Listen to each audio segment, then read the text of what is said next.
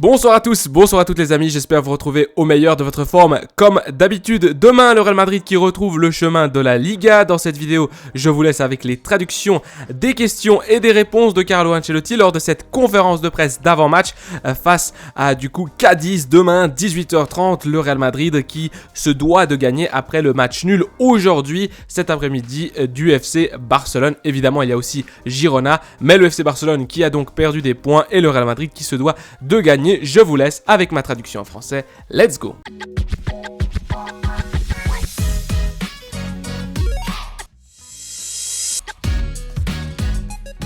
On y va les merengues avec la première question. Demain, vous ne pourrez compter ni sur Vini ni sur Camavinga. Comment va le Real Madrid? Comment se porte le Real Madrid avant cet affrontement face à Cadiz? Carlo qui répond: oui, la vérité c'est que nous avons eu ces blessures qui nous ont un peu nui, mais je crois que l'effectif a été bien conçu. Je crois que nous avons toujours été compétitifs malgré l'absence de Militao, de Courtois, de Vini, de Bellingham. Alors nous allons de l'avant avec toute la confiance du monde en espérant que les blessés puissent vite récupérer.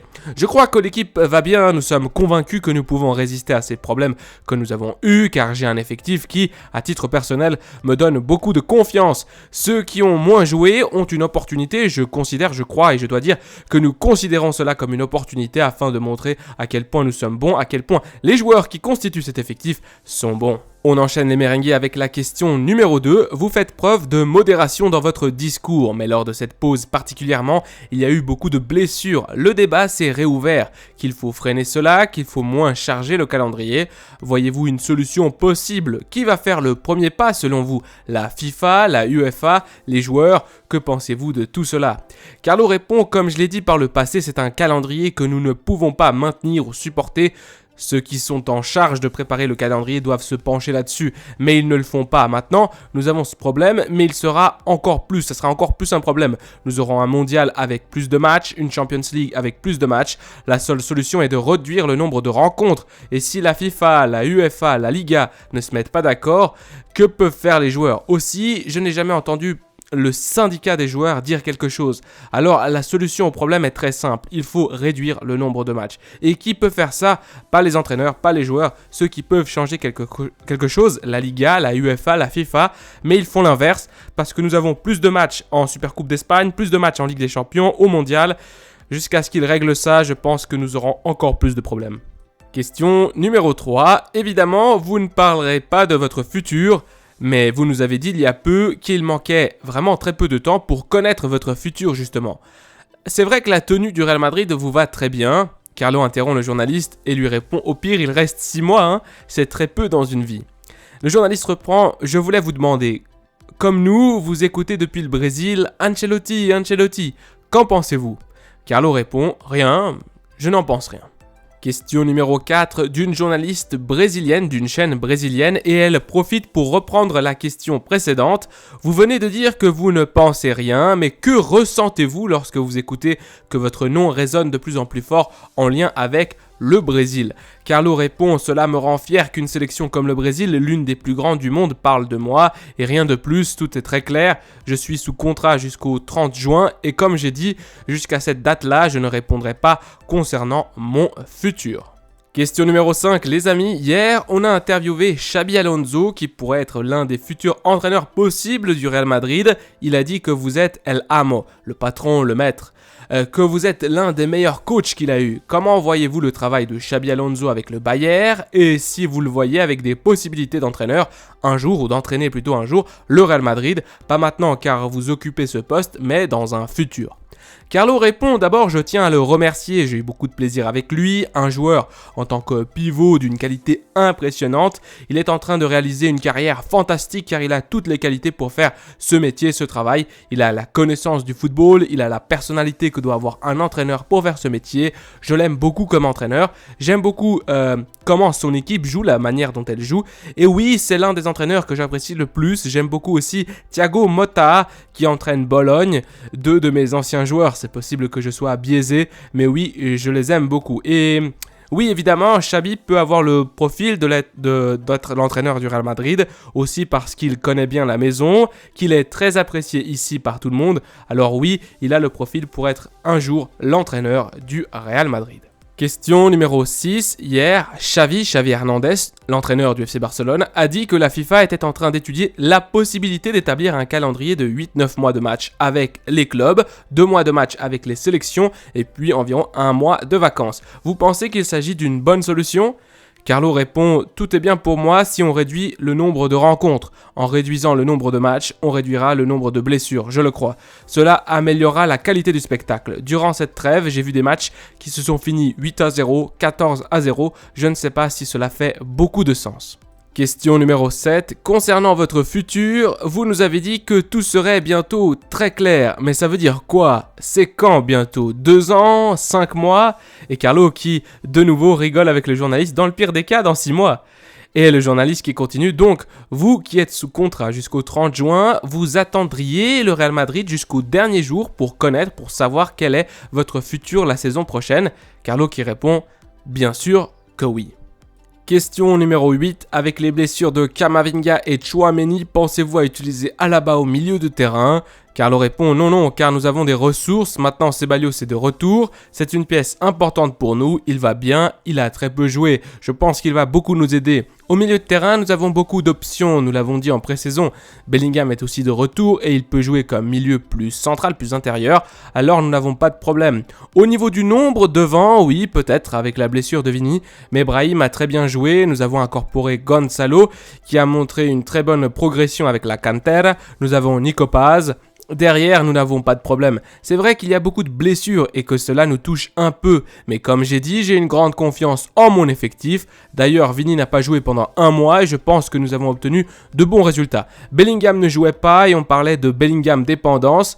Et nous avons marqué 5 buts contre Valence sans lui. Alors oui, au niveau personnel, lorsqu'un joueur se blesse, c'est vrai que c'est triste, mais cela peut arriver. Question numéro 9 les amis, concernant Álvaro Rodríguez. Álvaro Rodríguez, en février passé, après le match à Pamplune, il a eu des opportunités, il a joué contre l'Atlético de Madrid, Barcelone et le Real Betis. Vous avez assuré qu'il serait footballeur de l'équipe première cette saison, mais la vérité c'est qu'il n'est jamais convoqué et qu'on le voit surtout avec le Real Madrid Castilla. Pourquoi n'est-il pas avec l'équipe première et si possible, aussi vous demandez comment va Rodrigo. Carlo qui répond d'abord par la deuxième question. Rodrigo va bien, c'est vrai qu'il s'est entraîné seulement aujourd'hui, mais la gêne qu'il avait eue au genou s'est dissipée, il s'est entraîné de manière normale. Demain, il est dispo et pourra jouer. Álvaro Rodríguez, la période pendant laquelle il a été convoqué avec nous, il avait très bien joué, il avait traversé un très bon moment. Ensuite, avec le Castilla, il a baissé son rendement. Récemment, il montre de nouveau le meilleur rendement, celui de l'année passée, lorsqu'il jouait avec nous. La vérité, c'est qu'il a moins d'opportunités car son profil, nous l'avons maintenant avec Roselu. C'est pourquoi je préfère faire appel à Gonzalo qui a un profil différent. Gonzalo peut jouer comme avant-centre, mais il peut aussi le faire en tant qu'ailier. Nous arrivons déjà à la question numéro 10. Vous avez parlé de la réduction du nombre de matchs, de cette importance, de la UEFA, de la FIFA, de la Liga. Pensez-vous que les footballeurs accepteraient, dans un hypothétique accord, de baisser leur salaire pour jouer moins de matchs ? Carlo qui répond, je crois que oui, je ne pense pas qu'il s'agisse d'une question de salaire ou d'argent. Je crois que si tu améliores la qualité du spectacle offert, la rémunération, el sueldo, serait la même, ou en gros le salaire serait le même ou encore meilleur. Je crois que les entraîneurs et les joueurs n'ont aucun problème pour baisser leur salaire si c'est pour améliorer la santé des joueurs. Alors je suis pas sûr, Carlo. Question numéro 11. Lors de la réunion avec le CTA, les arbitres, vous avez demandé du respect pour les entraîneurs. Avez-vous ressenti qu'un arbitre de Liga vous avait manqué de respect cette saison ? Carlo qui répond « Quelqu'un s'est trompé. J'ai demandé plus de respect car il y a des entraîneurs qui ne touchent plus rien lorsqu'ils sont licenciés. Ça oui, nous devons davantage respecter les entraîneurs en ce sens. Moi, si on me vire et on ne me paye pas, il ne m'arrivera rien. Mais si tu vires un entraîneur qui a planifié son futur sur 2 ou 3 ans en fonction du contrat qu'il a signé et qu'ensuite on ne le paye pas, cela ne fait aucun sens. Donc dans ce sens-là, on doit davantage respecter les entraîneurs et le syndicat des entraîneurs doit se montrer plus strict, plus fort. Si on te vire, on doit te payer. Il y a eu des cas de licenciement sans compréhension, sans compensation et ensuite tu dois aller au tribunal pour exiger tout simplement ce qui avait été écrit. Donc là, Carlo Ancelotti qui défend des cas comme par exemple Quique Setién. Question numéro 12 et avant-dernière question de cette conférence de presse, une question sur Fede Valverde. Vous avez dit que Alaba ne serait pas une option comme pivot. Fede Valverde est-il une option et comment va-t-il après son incorporation tardive? Carlo répond: Federico peut être une option comme pivot, comme peut l'être évidemment Toni Kroos. Si on joue avec deux pivots comme nous l'avons fait ces derniers temps, alors là je pense qu'il parle plutôt de deux milieux centrales sur la même ligne, mais pas vraiment aussi reculés. Bref, nous avons plusieurs options. Plusieurs solutions, Kroos Valverde, Kroos Ceballos, Kroos Modric, il y a beaucoup de possibilités. Question numéro 13 et dernière question déjà de cette conférence de presse. Par tradition dans ce club, les capitaines sont les joueurs qui sont dans cette institution depuis le plus longtemps. Nacho est le premier capitaine, mais souvent il n'a pas ce rôle de titulaire indiscutable. Comment faites-vous pour impliquer un capitaine, surtout le premier capitaine? D'ailleurs, il s'est passé la même chose avec Marcelo, qui n'a pas ce rôle de titulaire. Carlo répond: je crois que le capitaine ne doit pas être un titulaire indiscutable. Le capitaine doit être un leader comme les Nacho, comme l'était Marcelo, comme l'était Sergio Ramos. Ce sont des leaders en donnant l'exemple, en montrant de l'engagement et avec le sérieux. Et Nacho est le profil parfait pour être capitaine, même s'il ne joue pas à tous les matchs. Je parle souvent avec lui et il est très content du rôle qu'il a eu et qu'il a cette saison. Mes amis merengues, cette vidéo touche à sa fin. Comme d'habitude, merci de tout le soutien. Si vous aimez ce genre de format de traduction de conférence de presse, n'hésitez pas à lâcher un gros pouce bleu, un gros like. Ça aide évidemment la vidéo à être bien positionnée sur YouTube et également à faire en sorte que la chaîne puisse grandir plus facilement. Le Real Madrid qui se déplace donc à Cadiz, un match important. Il faudra engranger les 3 points. Pourquoi? Parce que le FC Barcelone évidemment a fait un faux pas cet après-midi en faisant match nul face au Rayo Vallecano 1-1 et également pour passer devant Girona avec un match de plus, évidemment le Real Madrid, mais pour leur mettre la pression. Je crois que Girona joue normalement lundi. Voilà, c'est tout pour moi. À la Madrid y nada más. Prenez soin de vous, des vôtres et de votre famille. Allez, ciao.